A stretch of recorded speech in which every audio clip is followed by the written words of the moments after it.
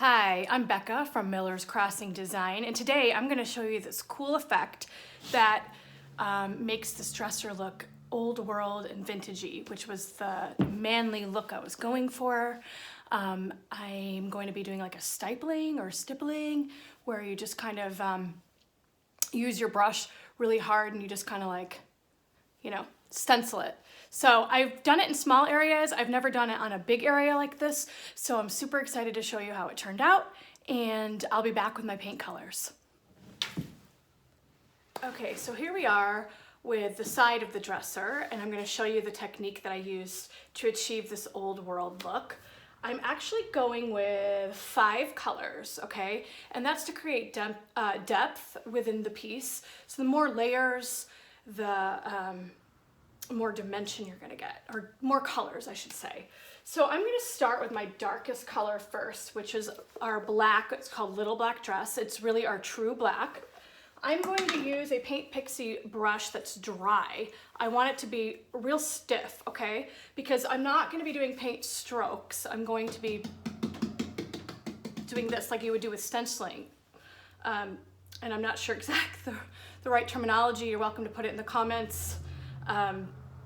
But anyway, stippling, and I'm just gonna go like around the edges here, just kind of randomly. I'm not gonna go all over because I'm gonna fill it in with the other colors.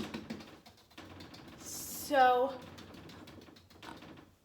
I'm only gonna go about this far, as high as the camera goes, so I don't bore you guys to death. I'm going to do a small area.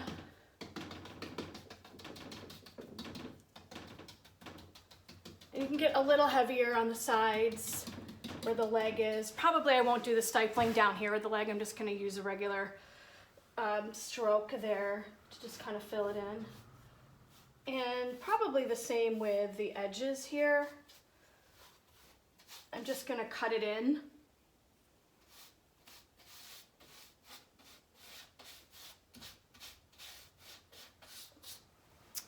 And let's see, I'm gonna definitely need some more down here.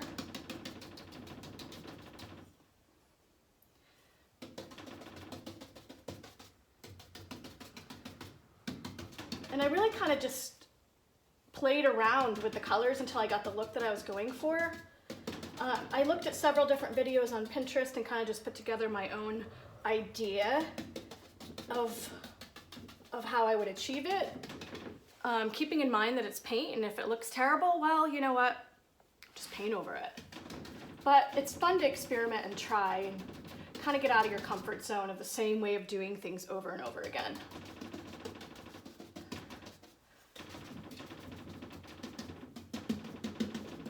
Okay, so using the same brush, this looks like a disaster, doesn't it?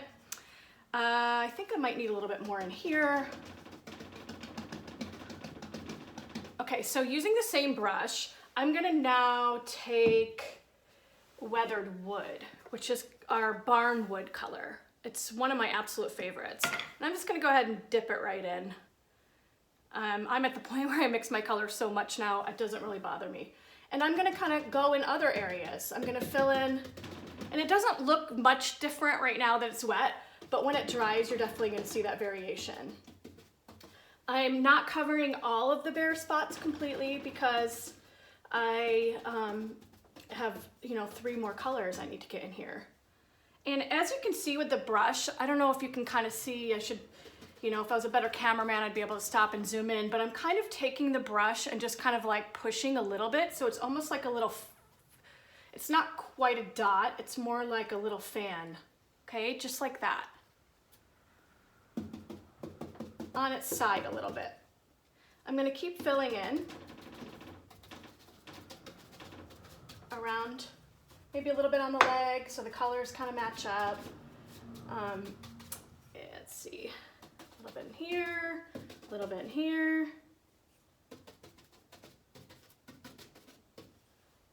I still have one more gray that I'm going to put in here too. So I'm not going to go too crazy. But as you can see, it's kind of filling in here.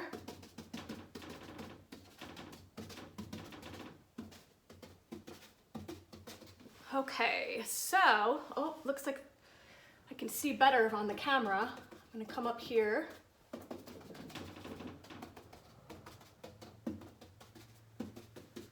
A little bit in here. Okay, now I'm gonna go with Old School, which is our dark, dark gray. It's our darkest gray in the line, using the same brush again. I'm gonna now kind of overlap and do the same thing again. This time I'm kind of covering a little bit more, and I'm kind of having it blend now, okay?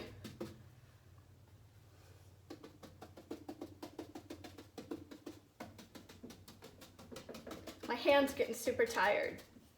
This is a workout for sure. And I'm kind of using the side of the brush again, just to kind of have it. It kind of gives the same look, but I get more coverage because I'm getting tired. So I'm using the side of the brush, and I'm going around.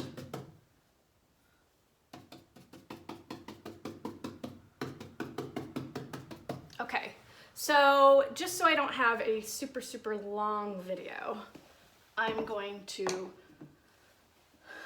go on to the next color, and then maybe we'll do like a hyperlapse and you can see me finish the whole thing.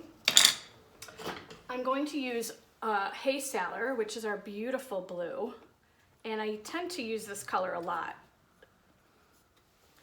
And because I want a little bit of color in here, I'm gonna go where the wood is still showing.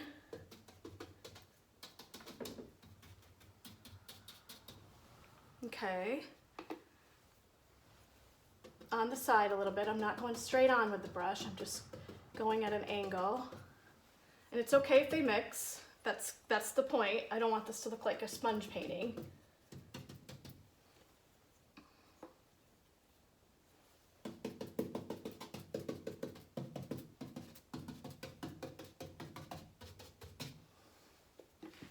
Maybe a little bit on the leg, because I want some of the blue on there too.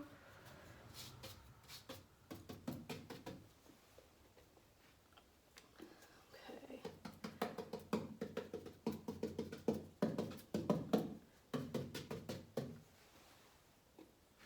See, it looks like I probably need a little bit more blue down here. The thing is with painting is a lot of times it looks really bad before it looks good, and you just have to trust the process.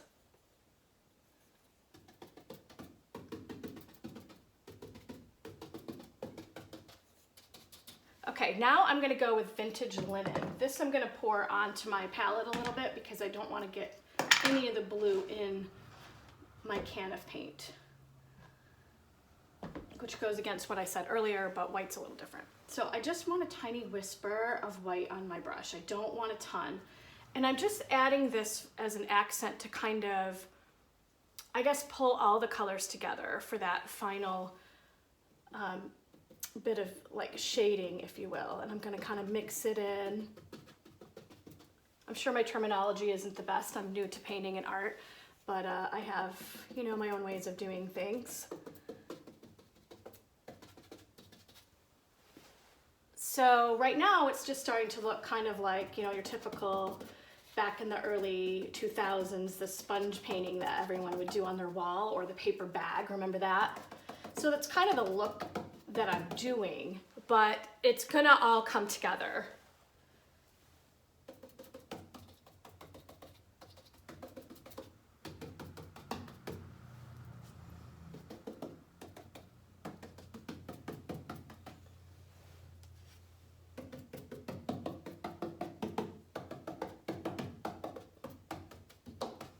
Okay, so that kind of gives you an idea. I'm gonna go ahead and finish this. I'm gonna put it on a hyperlapse so you can see it, you know, the whole process come together, and then I will come back and show you the next step. Okay guys, I'm back. I've got all of the colors on the side of this dresser that I want. So now I'm going to take my chip brush and I'm gonna spray right onto the dresser in small areas, and I'm gonna take my chip brush, also spray it a little bit, and I'm just gonna kind of try to lightly blend all of these colors so it doesn't look so sponged on. And I'm kind of doing it like in a swoopy, on the legs I'll go up and down like so. Well, you know what? No, take that back. I'll swoop too because I don't want any brush strokes, like long brush strokes. I want it to be swoopy so it looks kind of like a painting, I guess. And this water helps activate the DIY clay paint so it moves it around. I'm kind of going in a crisscrossy, swaying position, okay? Adding water as I go. I don't want to blend too much because I still want the variation of those colors to stand out. And you kind of just get a rhythm for the look that you're going for. I'm going to keep spraying. Some you might have to use a little bit more elbow grease than others because the paint has dried longer. I'm going to do it on the legs so the legs look blended as well.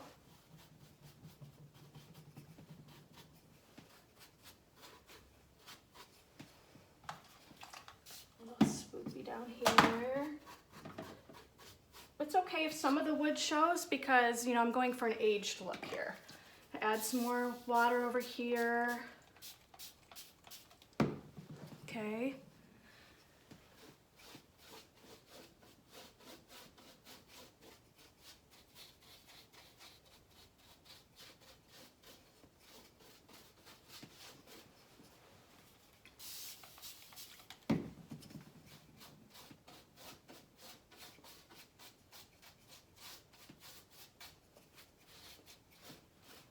So my inspiration for this piece was maybe to be in an office, a cigar room type look. I want it to be very masculine.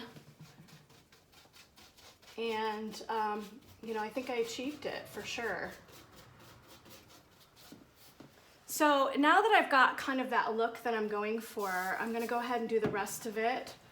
Not recording. But I wanted to go ahead and show you the next step that I'm gonna do after I'm done. I'm gonna take my mister and I'm just gonna spray all over and just let it sit there, okay? I don't want it too much because I don't really want drip marks, but I wanna loosen up more of that paint. I want it to be kind of damp, so I'm gonna go ahead and sand it when it's almost dry, but not quite dry. And that's gonna also help blend the colors even further. So I will show you that when I am done with this step here.